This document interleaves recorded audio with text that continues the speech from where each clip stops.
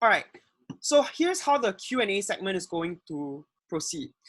The first part is going to be questions and answers that Farhan takes from the Google Forms that he is currently viewing right now. And after he's done with that, if there are any more questions that you would like to have, you can just ask them by raising your hand, and we'll unmute you so that you can ask the question directly on this call. All right? So we're going to move on to the first part first. So Farhan?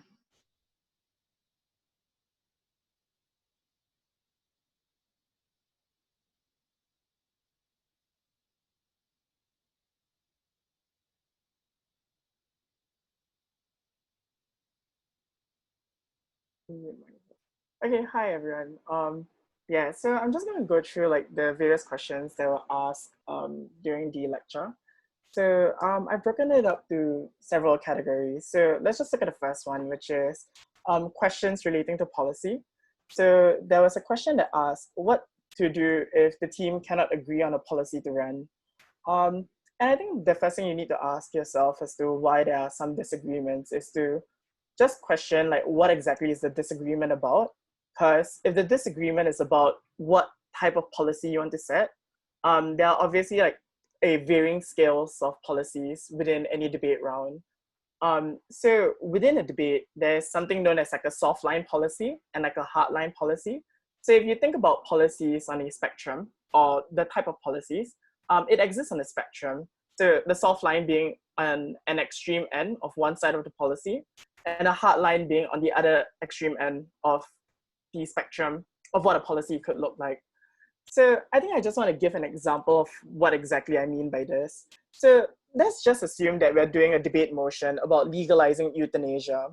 If you are a team that's defending a very soft policy, your policy is probably going to be very restrictive in terms of who can access the tool of euthanasia. So for those who don't know what euthanasia is, euthanasia just means assisted suicide, typically conducted by the state authorities.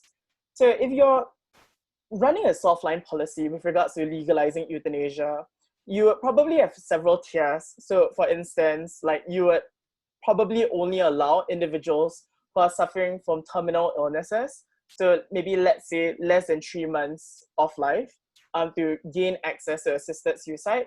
You probably would have a tier of a policy that suggests that this person must be mentally sound and mentally capable when he makes the decision to engage in euthanasia.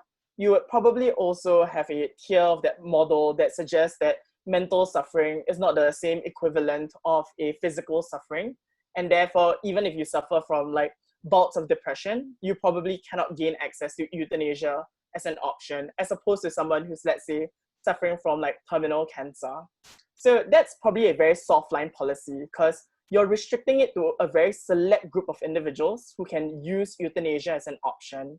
A hardline policy of what euthanasia would look like would probably be a team that defends allowing any and every individual to use euthanasia at any parts of their life, without taking into consideration whether they actually have a terminal illness or not. So let's say this individual lost his job, he's now depressed, and he wants to engage in euthanasia. You probably would defend that in a hardline model. So you would defend that the individual can gain access to euthanasia even if it's not suffering from a terminal illness, as long as the person subjectively determines for himself that his quality of life is no longer meaningful, he can access euthanasia. So what I've just demonstrated is just like really soft policy, like a really soft policy with regards to who can use euthanasia, and a really hardline policy as to who can use euthanasia. So there might be a disagreement as to which policy do you want to defend. Do you want to defend a very soft policy, or you want to defend a very hardline policy? Usually what most teams will do is that they'll defend somewhere in the middle. So like a policy that is not super hardline, but it's also not super soft, but it's typically leaning towards more hardline. And the reason for that is because like if you have a policy that's right smack in the center, or like center right towards the hardline stance, that policy is often more reasonable within the realm, as well as the fact that it's more principally consistent with what you're defending. So let's say if like proposition runs the idea that individuals should have the freedom of choice and that the state should not dictate for themselves how they should live their lives, but you decide to run an incredibly soft policy where only a very small group of individuals have access to euthanasia, you would run the risk of being principally inconsistent. So like your argument of freedom of choice doesn't apply at the point where you run an incredibly restrictive policy. So if the disagreement is with regards to whether you want to run a soft or hardline policy, the first thing is to maybe have a discussion as to, as a team, what are you more comfortable with defending? So obviously, if you run a softline policy, it shields you from a lot of attacks from opposition, right? Because opposition would be like, oh, what if the person suffers from depression for like maybe 2 months, but after 2 months, he's like all recovered and no longer have like symptoms of wanting to kill himself? Then like, what do you do in those instances? And that's why like the softer your policy is on like proposition, the easier it is for you to defend against such kind of like quibbles coming up from opposition. But the more soft line you go into, it's likely that any principal arguments that you're forwarding is just unlikely to take root within the round. So you need to ask as a team, like, what are y'all willing to defend? Are you comfortable with defending that any and every individual can use euthanasia, regardless of what the reasons are? And if the answer is yes, then like stick to that particular version of that policy that you're willing to defend. But let's say there are some individuals that are uncomfortable with defending that, then you must ask the team whether they're more like comfortable in defending the soft line. At the end of the day, right, if let's say there's still disagreements as to whether you want to run a soft policy or hard policy, or what manifestation of that policy is, thankfully in like nationals or like SSSDC, it's a five-person team. Worst case scenario, you go down into a democratic vote. If the majority votes on, let's say, a soft line policy, then I think everyone just needs to be on the same page and defend that soft line version of that policy. So that's with regards to, what do you do if you cannot agree on a policy to run? There's also a question about, is it always required to include an alternative solution in your policy? And then I think this depends, but at the secondary school level, if you're opposition, there's no burden on you to prove why the alternative would work or why the alternative would succeed. On like general judging conventions, opposition just needs to prove why proposition's policy, let's say this house would ban smoking, or let's say this house would ban the consumption of drugs. As long as opposition proves why the act of banning like X product results in more harms, opposition can win. So to answer that question, it's not always necessary to include an alternative solution in your policy, because the judging conventions don't require for you to do so. But if you are able to include an alternative solution in your policy, you basically would widen the gap between you and your opponents, because not only do you prove why their case results in more harms, you're also able to prove an alternative measure or an alternative solution in resolving the very same problems that they have identified. So you would want to do it if you want to widen the score gap between you and your opponents, but it's not necessary for you to it's not always necessary for you to include an alternative solution. So this hopefully answers both questions with regards to policy. So the next part of the questions, or next category of questions I want to answer, is with regards to questions relating to brainstorming. The first question that I got, which I think is quite good, is how do we brainstorm different angles to focus on for the motion? And I think there are several ways to which you can do this.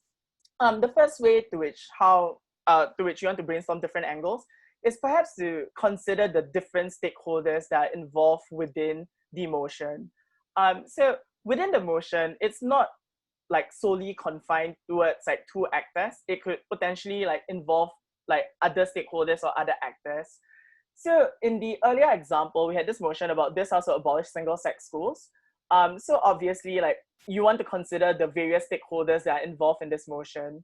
So for instance, the individual students who are enrolled in single-sex schools right now, you could also consider stakeholders like that would include the teachers, for example. So how are teachers affected when they now transition from a single-sex school environment to, let's say, a mixed school environment?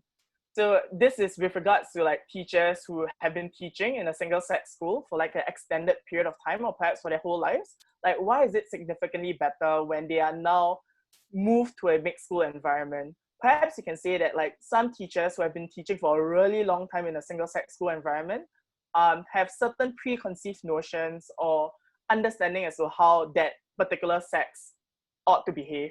So like, for instance, like within like a single sex school, like, so let's say like an all girls school, like teachers will always complain like if girls are not seated correctly, if their skirts are too short, if they are perhaps behaving too manly. So you could even say that like if you look at the stakeholder of teachers, you could say that we improve the quality of teaching significantly, or that we could improve or the fact that we could remove certain like gender stereotypes or gender biases that the teachers may have, given that they have taught in a single sex school for an extended period of time.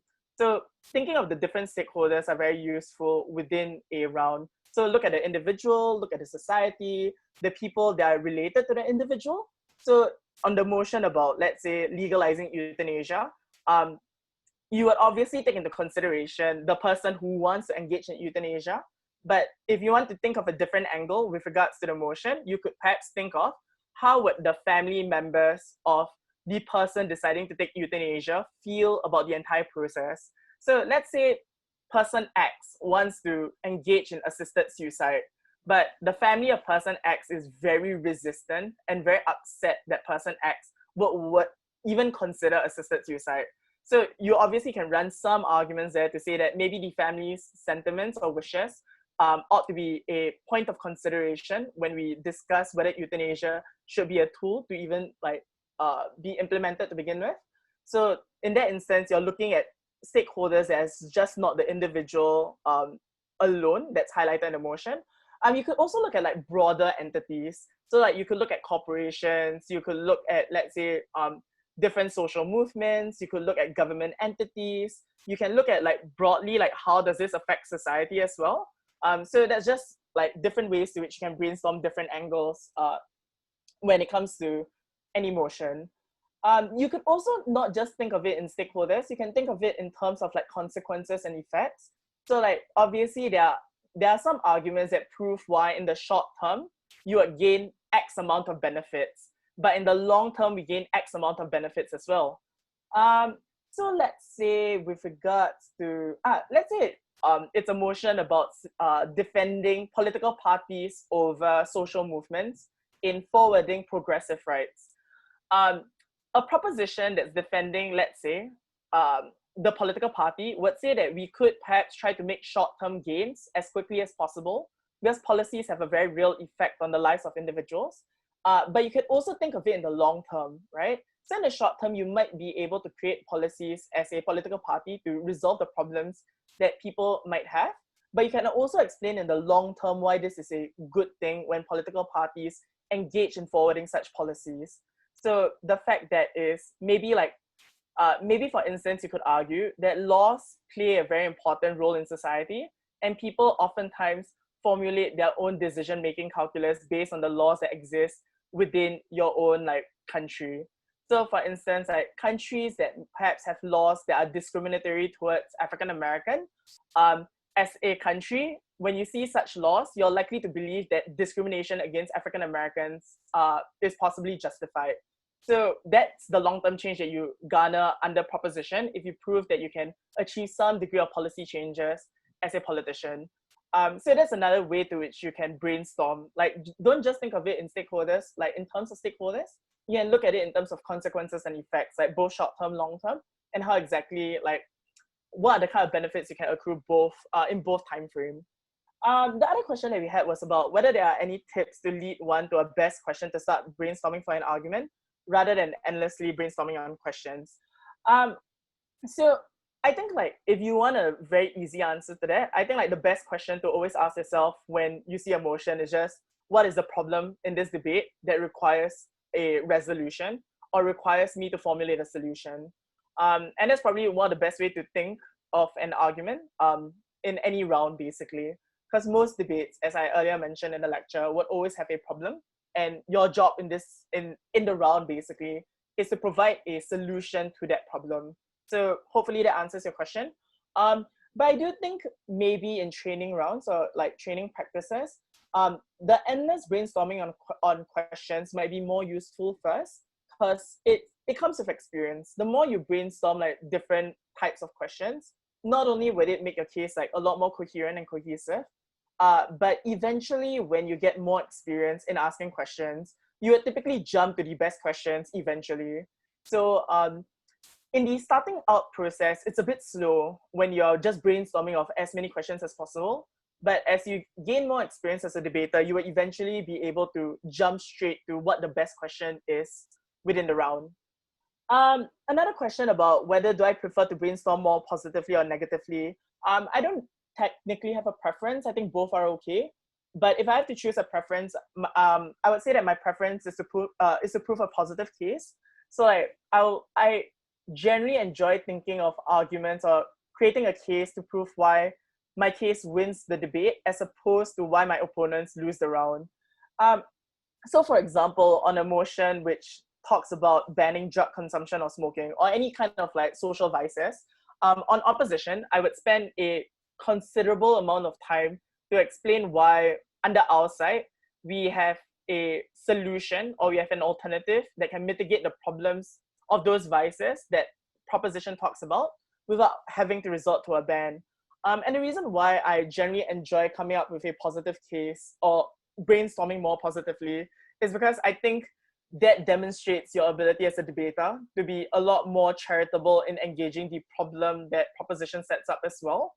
Because you could potentially face a proposition that says that the problem is very disastrous right now and that at least they are trying to do something as opposed to an opposition that's not doing anything whatsoever. So let's say you have a motion about supporting climate change, right? Or supporting climate policies or environmental protection policies over economic-based policies. And let's say proposition like builds the entire debate saying why the environment is essentially going into a doomsday scenario right now, and that many people are losing their lives because of like erratic weather patterns or like erratic environmental devastation that has like wreaked havoc on like human population. An opposition that attempts to deny the problem or tries to move away from the problem probably wouldn't do very well, especially if Gov can prove an imperative within the round to say that the problem is as bad or is as disastrous as we claim that necessitates our model, and at least our policy can achieve some benefits as opposed to not having any benefits whatsoever from opposition. So like usually I'll spend some time thinking about how do I brainstorm more positively and coming up with an argument that's more effective. I had a question about, you know, what if we are dealt with an extremely foreign and difficult motion, and what are we supposed to do? What then are we supposed to do in an impromptu round? And in all honesty, if at the secondary school level, one is that they rarely will have extremely foreign and difficult motions in like a secondary school level of debating. So it's just unlikely that you will get an impromptu round in a secondary school tournament that's asking you to perhaps defend United States geopolitical interests within the Middle East. Like it's just highly unlikely that you will get motions like that. So it means that if you get motions like that, you're probably not at a secondary school tournament, you're probably debating at a university tournament or even like a junior college tournament. And in those instances, like there's nothing else that I can advise you beyond saying that you should have read a little bit more before entering such a tournament, because those tournaments are packed at the higher levels anyway. So, but in the event you decided to be brave and you entered a university tournament to, you know, experience what university debating is like, and you get a motion that's incredibly foreign and incredibly difficult for you, I would say go back to the basics and just ask like the simple questions, because you probably will be able to derive some answers from it. And if let's say you cannot answer the questions, my suggestion is that for secondary school teams, it's quite useful for you to buy an almanac. So like, you know, ask your teachers to perhaps like purchase or invest in an almanac.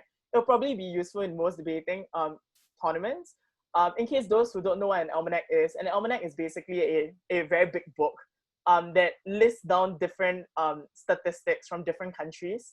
So like they have like an entire like portfolio of like different countries from America all the way to like Zimbabwe. And like they have like different statistical facts that you can derive from reading through the almanac. So if you're going to like if you're going to like a university or a junior college tournament and like you are expecting foreign and difficult motions, just bring an almanac. It'll probably help you quite a significant bit. How much time are we supposed to spend on preempting and thinking of opposition's argument and impromptu rounds? I got a couple of questions on this. My suggestion is, my answer to this is that any strong case that is done right would naturally preempt what your opponents will have to say. So you don't have to spend you don't have to dictate a specific time slot or allocate a specific amount of time to think of what your opponents would run. Because if you look at the way that the lecture is conducted, when you ask those questions, right, about different motions, you're naturally preempting what your opposition is already saying.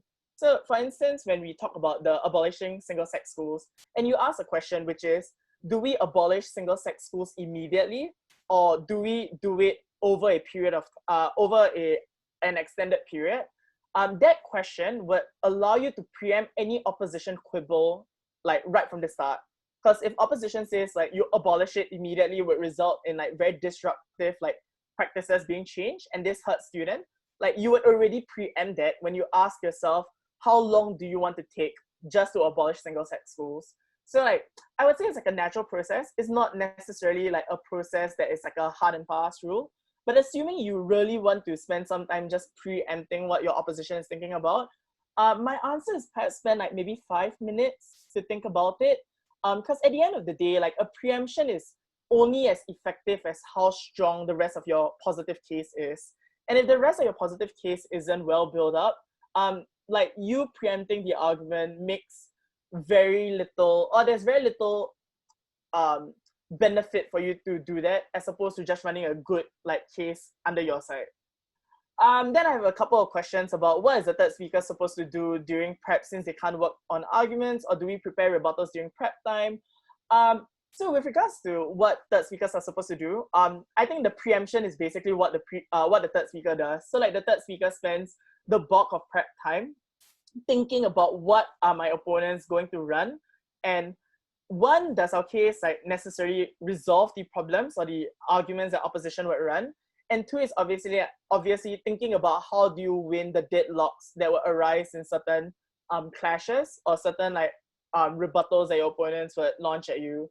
I don't think the third speaker just sits there and do nothing. Besides that, like you can also get the third speaker to help with, let's say, developing and thinking about the second speaker argument. Because if all of the strongest arguments go into your first speaker, your second speaker would probably be fumbling around and going like, oh no, what do I run for a second speaker argument? And I think that's where the third speaker could spend some time just discussing with the second speaker, like what the second speaker argument is. And this also allows the third speaker to be aware as to what they're going to defend afterwards. With regards to the question about do we prepare rebuttals during prep time, I think this depends on like your level of debating and like in terms of like how experienced you are. Generally, I'm not a fan of coming up with rebuttal sheets in advance, and the reason for it is because like once you have a rebuttal sheet, like you kind of tend to over rely on that rebuttal sheet as a means of responding to whatever your opponents say. And the problem is there are a couple of instances where your rebuttal sheet might not actually respond towards a specific nuance in your opponent's case, but you don't take note of it because you're like, oh, I already have a rebuttal sheet prepared during prep time, and therefore I want to use it. And this might actually result in your response being misrepresentative of what your opponents are saying. So like in general, like my tip or advice is that don't rely on rebuttal sheets too much. But let's say if you do want to have a rebuttal sheet, how you go about it is first is just questioning yourself like what your opponents would run, as in like in terms of their big arguments. So let's say it's a motion about let's say we're doing the motion on the single-sex schools one, like abolishing single-sex schools, and you know that your opposition is going to run an argument to say like single-sex schools are perhaps important for certain groups of people who feel safer in an environment where it is just one sex. So for example, like female students in, let's say, rural parts of India, when they're attending school, they might feel a very visible threat when they're doing classes with boys, who perhaps have a tendency to make fun of them, have a tendency to bully them, and therefore their learning is just like heavily stunted if they were to go into a mixed school environment. So opposition would probably run an argument to say that single-sex schools are a necessity because it caters towards a particular demographic. In the third proposition speaker, or like as a third speaker, you'll probably write down the header of their argument and spend some time thinking in prep, like how does your case arguments naturally respond to that argument of theirs, and then maybe think of like additional responses that you can pass towards your second speaker or extend within your own speech. All right, so questions relating to first speaker speech. There's a question which is, are we meant to start our speech immediately with definitions and policy? Or are there different things that we ought to include in between? So my first advice is to say that this depends on your coach and what they prefer you do within your prime minister speech or your leader of opposition speech or first op speech. So my first suggestion is to listen to your coach and listen to what they would want you to include within your first speaker speech. But assuming you don't have a coach and that's why you're asking this question, my suggestion is to say that besides, I wouldn't naturally jump into definition and policy immediately. I usually have a preamble for my first speaker speech. So for those who don't know what a preamble is just an opening statement in your speech. So, and I think this boils down a little bit into like debate psychology and strategy as well.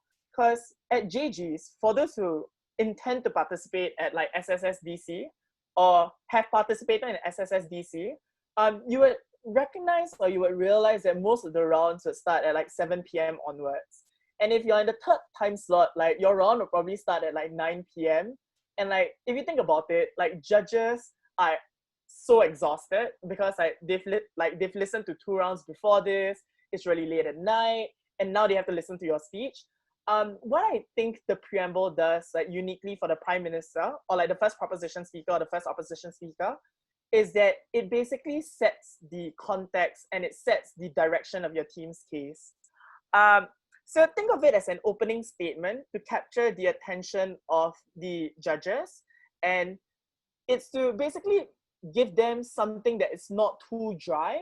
So this is where your perhaps like what you learned from the style lecture from like Mr. Sam is that you want to create some sort of an illustration within the first 15 to 20 seconds of your speech to just capture the attention of your judge as well as the attention of your audience.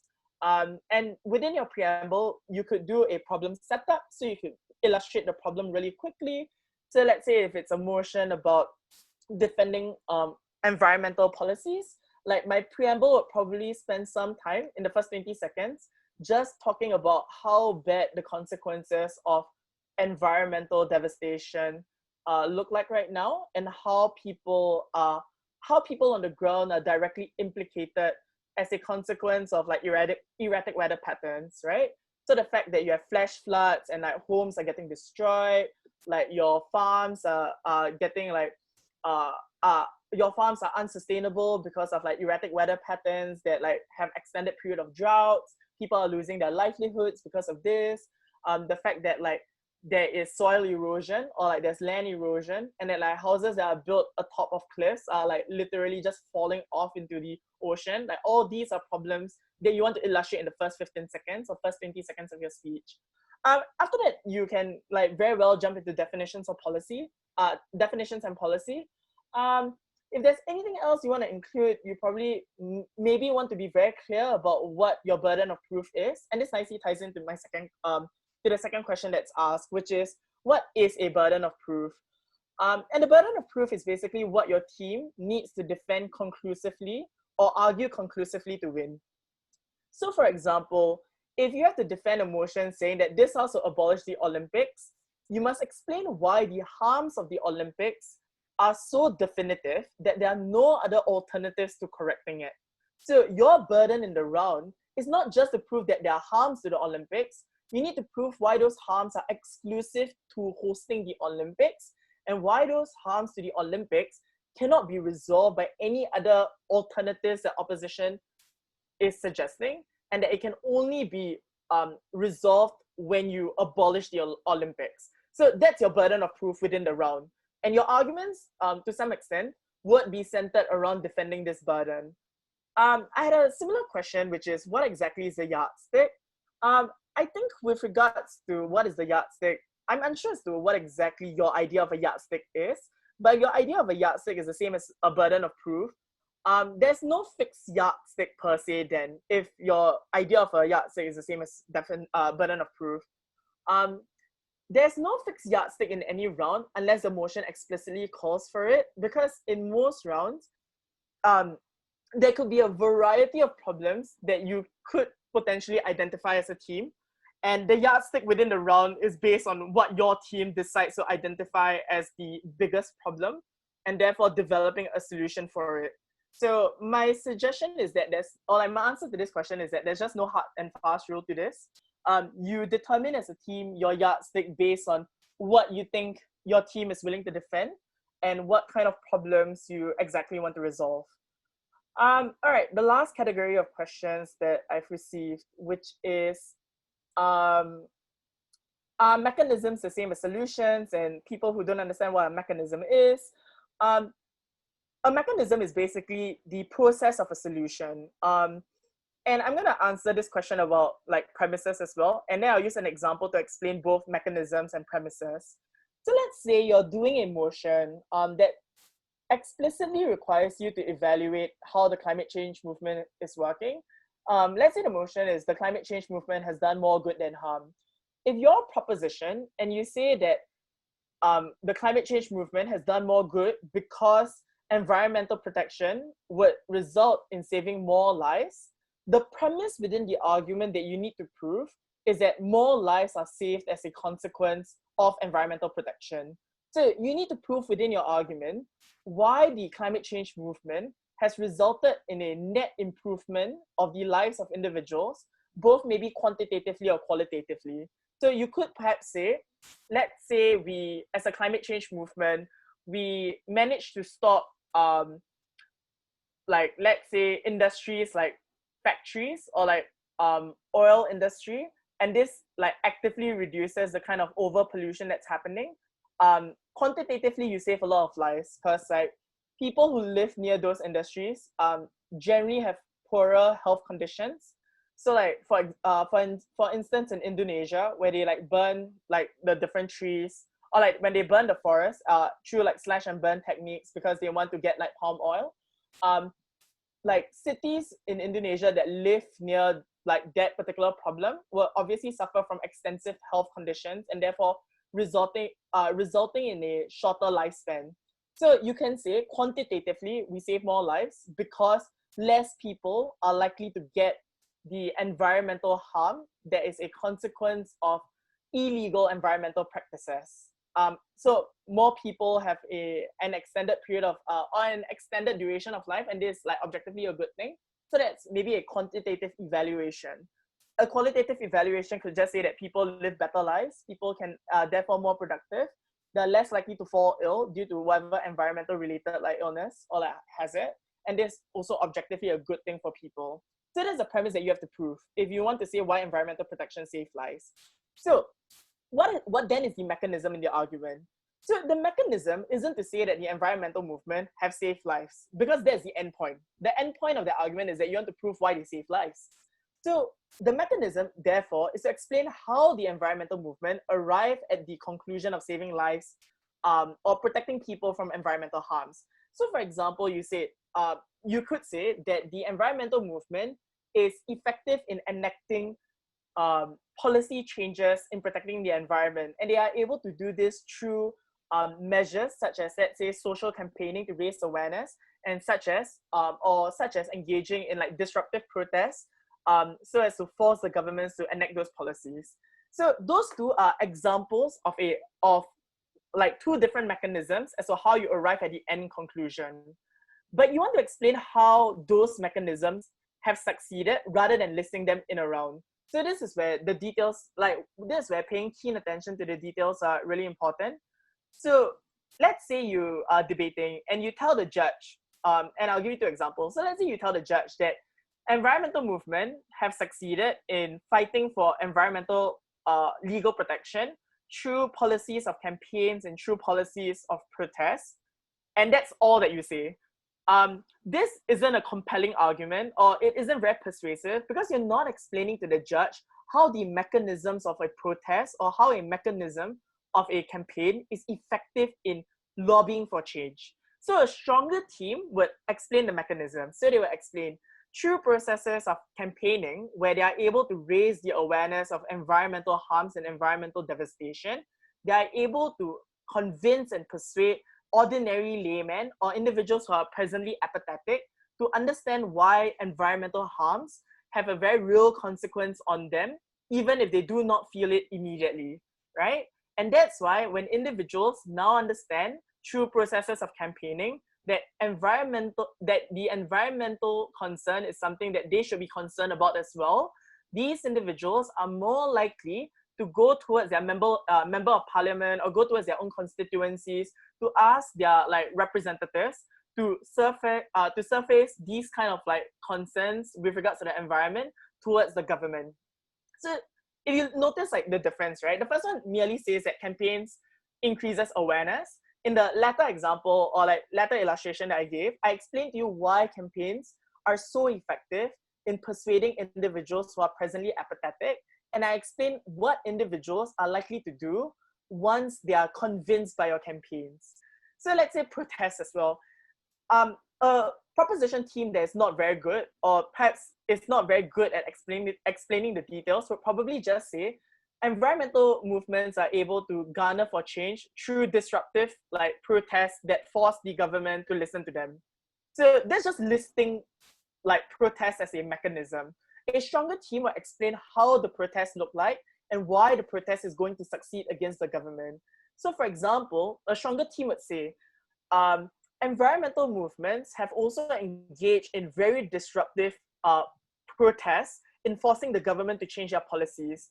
We could see this when we look at Greta Thunberg and the Extinction Rebellion that actively encourages students from all across the world to like drop out of school and go onto the streets to demand that the government listen to their pleas with regards to environmental change.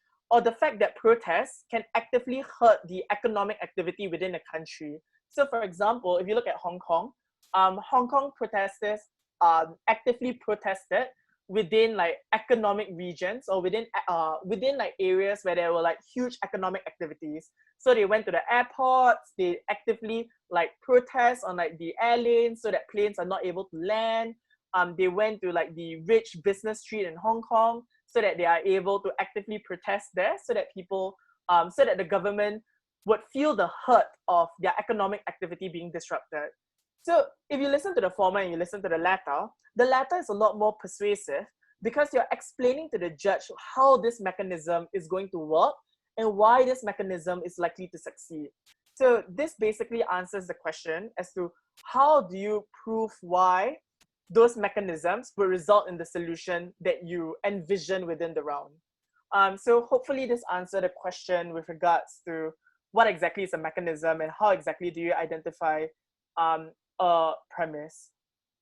The last question that I want to answer is how do you determine the most important issue to solve in the motion from the Q&A list I have.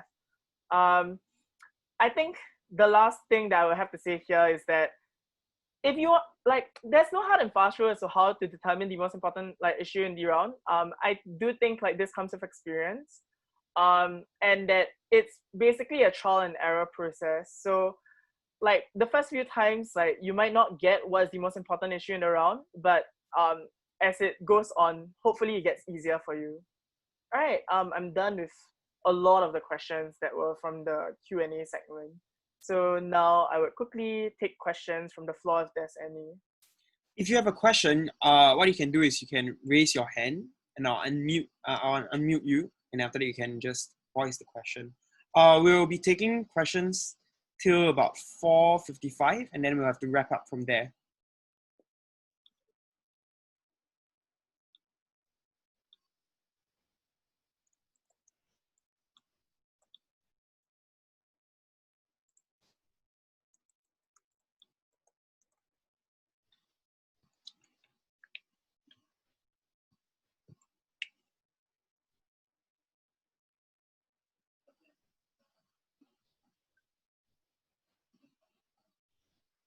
Oh, sorry, I meant 3:55, not 4:55. Right, we'll be wrapping up at about 3:55. but we might end earlier if no one has any questions that they would like to raise. You can raise any of the questions right now. I'm going to just give you permission to unmute yourself, so you can just go ahead and do it if you want to.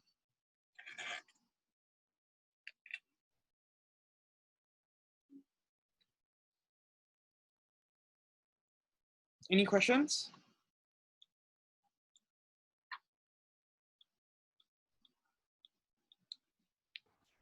I have a question. So let's say if we want to include feasibility as part of our argument construction, under which tier would it go under? Or do we need to have a new tier on its own for that? All right. Okay. So I think like feasibility as a discussion for any motion. Okay. So the first thing I want to be clear is I'm not sure how many of you are familiar with the term like prop fiat or proposition fiat. So if let's say a motion is about this house will abolish the Olympics, any opposition team that runs an argument to say that it is not feasible for you to abolish the Olympics, is not an argument that will win them the debate. And the reason for it is because the motion assumes that proposition can defend the abolishment of the Olympics. So feasibility is not usually a problem in most debates, or at least in motions that explicitly calls for you to do a particular action or to enact a particular model or policy. But let's say if it's a motion about this house believe that the climate change movement has done more good than harm, and you're defending, let's say, engaging in policies of like campaigns and like protests, then yes, you would need to prove the feasibility of a campaign and a protest succeeding. So it's not really feasibility per se, it's more of a likelihood analysis. So it is the tier immediately after explaining the mechanism, right? So let's say I explain the mechanism as to why campaigns and protests would work, both in raising awareness as well as disrupting important governmental infrastructure. I would then move on to the likelihood as to why both campaigns and why protests are likely to succeed in the vast majority of instances. Because you could very well get an opposition to say that campaigns are not likely to succeed because people have very little interest in listening to environmental groups or like tree-hugging liberals when they don't actually explain the consequences of what the environmental devastation looks like. Or you could get an opposition that say like protests are not successful because governments can actively clamp down on it. So after you explain the mechanism on proposition, to preempt what opposition would say in response, you want to explain the likelihood of your policy succeeding.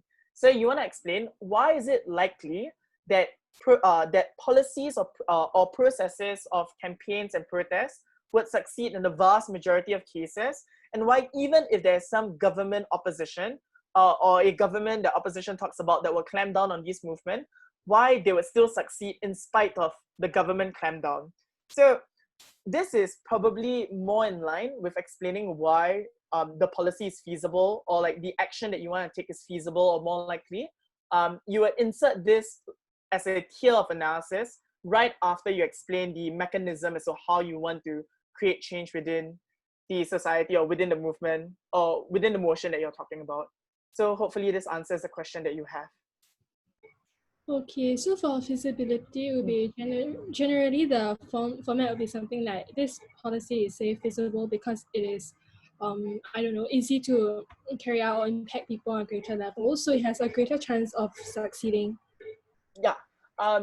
So the first thing is, as I said, right, if the motion explicitly calls you to defend a policy, feasibility is not really a problem if the motion explicitly forces you to defend a policy, right? So if the motion is like this house would ban smoking in public areas or public spaces, an opposition team that says that you cannot ban it in public spaces means that there's no debate, right? So feasibility doesn't become an area of concern because you would like the motion already like demands that proposition would envision a world where people can no longer smoke in public spaces. Feasibility only ever becomes an issue when the motion doesn't explicitly requires you to defend a policy, and you need to defend why this measure would work. So for instance, if the motion says this house would set up an international organization to oversee international crimes or international drug trafficking, our proposition can fiat to say that they can establish an international system that would oversee the international trafficking of drugs, but proposition cannot fiat that this model would be successful. So they would have to prove the feasibility, or they would have to prove the likelihood of success with regards to establishing a global institution that will oversee like global trafficking of drugs, or like the global drug problems. Yeah. All right, any other questions? I'll take one last question from the floor. If none, then. All right, if there are no more questions, I think we can conclude today's session for case construction and preparation technique. We would like to thank Farhan very much for that very informative and example-loaded lecture. I think this is what's needed, especially since a lot of kids in the circuit are asking questions about what do you do when you come across a motion that you don't know anything about, or thinking about what kind of arguments run, what's the train of thought to go through before you get to that argument, how to distill that argument and those conclusions that you want to powerfully win the debate. Thank you so much, Farhan. Thank you. Hope right. all of you like learned something from this case preparation like session, and that it was effective and useful for you. My suggestion to like younger debaters is like, don't be afraid to ask like senior debaters within like the debating circuit. Like a lot of us are more than happy to help you out with regards to any questions that you have. And also like the debate association is there for a reason. Like if you need help, like do feel free to approach like any one of the members of the debate association. They are incredibly efficient and they are like incredibly effective at what they are doing in promoting debating in Singapore. So I hope everyone had a good time. I had a good time answering your questions. And hopefully I would see you at the WSDC tournament. I hope all of you sign up. That tournament would hopefully be a great way for you to put everything you've learned from the various debate lectures into practice. All right, see all of you soon. Remember to follow our Instagram page. It's new at Debate Association Singapore. Yeah, it's literally just at Debate Association Singapore. Follow it for updates and promotions and all of that, because apparently you guys don't use Facebook anymore. So, all right. Thank you very much for coming. Please make sure that you come on time tomorrow. When you come for the lecture, come at 9:40 a.m. and wait in the waiting room so that we can approve you and admit you into the call. So thank you very much for coming today, and thank you very much for supporting our event. We would like to end day one on a high note. Thank you very much, everyone, for being cooperative, and we'll see you tomorrow.